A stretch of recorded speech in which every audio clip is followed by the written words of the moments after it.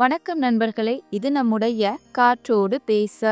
இன்று இந்த வீடியோல நாம பார்க்க இருப்பது திருவெம்பாவையின் பாடல் 15. வாங்க நண்பர்களே, வீடியோக்குள்ள போகலாம். திருவெம்பாவை பாடல் 15. ஓரொரு கால் எம்பெருமான் என்றென்றே நம்பெருமான் சீரொரு கால் வாய் ஓவால் சித்தம் களிகூர நீரொரு கால் ஓவா நெடுந்தாரை கண்பணிப்ப பாரொரு கால் வந்தனையால் விண்ணோரை தான் பணியால் பேரறையிற்கு இங்கனே பித்து ஒருவர் ஆமாறும் ஆர் ஒருவர் இவ்வண்ணம் ஆட்கொள்ளும் வித்தகர்த்தால் வார் உருவ பூன்முலையிர் வாயார நாம் பாடி ஏர் உருவ பூம்புணல் பாய்ந்து ஆடேலோர் எம்பாவாய். இப்பாடலின் பொருளாவது: அழகிய ஆடை அணிகலன்களை அணிந்த பெண்களே, நம் தோழி எம்பெருமானே என்று சிவனை ஒவ்வொரு நேரமும் அழைப்பாள். அவரது சிறப்புகளை நிறுத்தாமல் பேசுவாள்.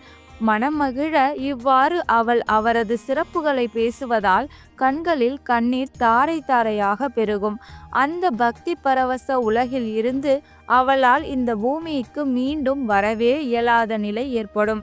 அவள் விண்ணிலிருந்து எந்த தேவன் வந்தாலும் வணங்க மாட்டாள். சிவபெருமான் மட்டுமே தனது தெய்வம் என்ற நிலையில் பித்து பிடித்து நிற்பாள்.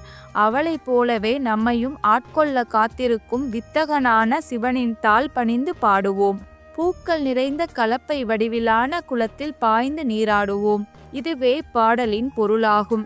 அதாவது மாணிக்கவாசகர் சிவலோகத்துக்கே சென்று விட்டதாகவும் தன்னை நந்தியாக பாவித்து அங்கேயே தங்கியிருந்ததாக கற்பனை செய்து பாடிய பாடல்தான் இப்பாடல். இந்த வீடியோ உங்களுக்கு பிடிச்சிருக்கும்னு நம்புறேன். இந்த வீடியோ உங்களுக்கு பிடிச்சிருந்ததுன்னா லைக், கமெண்ட் மற்றும் ஷேர் பண்ணுங்க. மேலும் இது போன்ற வீடியோக்களுக்கு நம்மளோட காற்றோடு பேசு யூடியூப் சேனலை சப்ஸ்கிரைப் பண்ண மறந்துடாதீங்க.